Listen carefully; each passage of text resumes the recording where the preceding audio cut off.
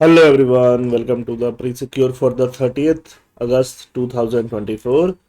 तो हमेशा की तरह हम लोग करने वाले हैं 5 MCQ। All the MCQ are based on current affairs. इससे आपका करंट अफेयर्स और स्ट्रांग होता है, खासकर प्रीलिम्स के पर्सपेक्टिव से, और आप प्रीलिम्स को और सिक्योर करने के करीब पहुंचते हो। तो सारे क्वेश्चन करने के बाद आप अपना स्कोर कमेंट सेक्शन में जरूर लिखिए। Which of the following statement about cloud seeding is are correct? Sorry. Cloud seeding is a process used to artificially generate rain by implanting clouds with particle like silver iodide crystal. Cloud seeding मतलब कि artificial rain कराना है ना। तो cloud को seed करना, cloud में silver iodide के पार्टिकल्स डालने से, इम्प्लांट करने से वहां पे क्या होता है, क्लाउड फॉर्मेशन होता है, फिर रेन होता है। ये बिल्कुल सही है। The process involves using planes to spray cloud with chemicals which help condense smaller particle into large rain droplets।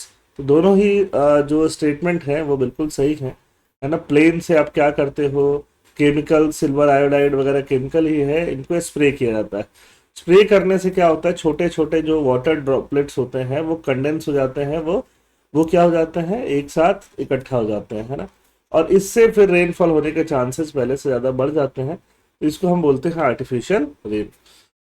Which of the following statement about INS Arighaat is are correct? ये बहुत ही इंपॉर्टेंट है। INS अरिघाट बहुत ज़्यादा important है आपके आने वाले प्रीलिम्स के लिए और इनफैक्ट मेंस के लिए भी। INS Arighaat is India second indigenously built nuclear powered ballistic missile. Second है, इंडिजिनसली बिल्ट है, न्यूक्लियर पावर्ड है, बैलिस्टिक मिसाइल सबमरीन है ना। न्यूक्लियर पावर्ड सबमरीन जिससे कि बैलिस्टिक मिसाइल फेंका जा सकता है। It was constructed at the India's navy ship building centre. Mumbai में कंस्ट्रक्ट नहीं किया गया है। INS Arighaat is the crucial part of India's nuclear triad. Triad मतलब हम तीनों जगह से, जल से, थल से, वायु से, मतलब लैंड से, एयर से और वाटर से, तीनों जगह से हम मिसाइल लॉन्च कर सकते हैं। उसके लिए ये क्रूशियल INS अरिघाट है।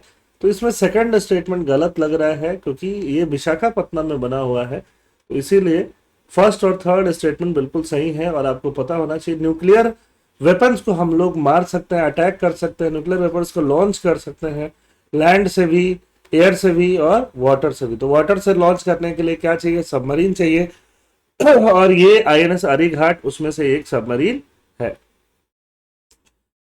Question number 3, consider the following statement about United Nation treaty on enforced disappearance. UN का ट्रीटी है, इनफोर्स्ड डिसअपियरेंस पे किसी को इन्फोर्स कर दो कि वो डिसअपियर ही हो जाए।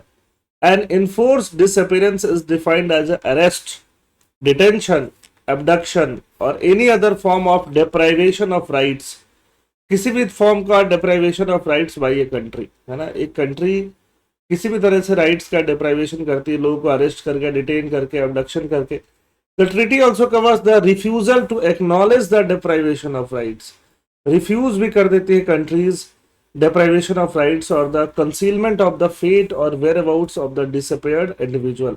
जो आप इंडिविजुअल डिसअपियर हो गया है, उसके वेयर अबाउट्स के बारे में कंट्री जो है वो एक तरह से रिफ्यूज भी कर देती है। उस रिफ्यूजल को भी ये का ट्रीटी जो है कंसिडर करता है। बात हो रही है बांग्लादेश की, है ना। तो बांग्लादेश में बहुत सारे लोगों को, जो पुरानी शेख हसीना थी वहां पे प्राइम मिनिस्टर, उन्होंने जेल में डाल रखा था, ठीक है। तो उससे रिलेटेड ये सारी चीजें बात हो रही थी, ठीक है।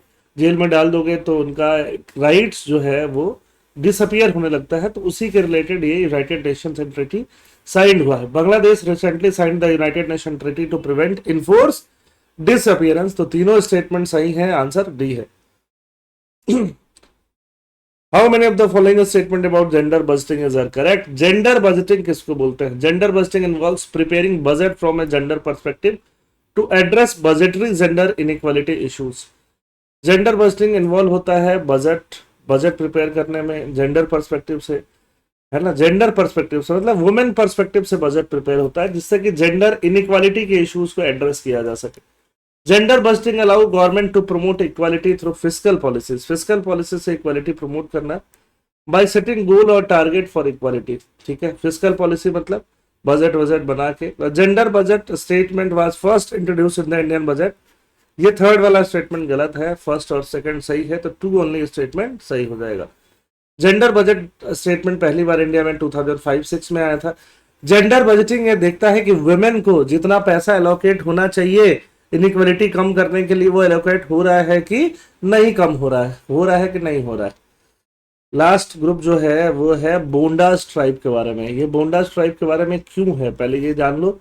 बोंडा ट्राइब से एक बच्चा जो है, एक लड़का जो है, उसने नीट क्रैक किया है। क्या क्रैक किया है? नीट।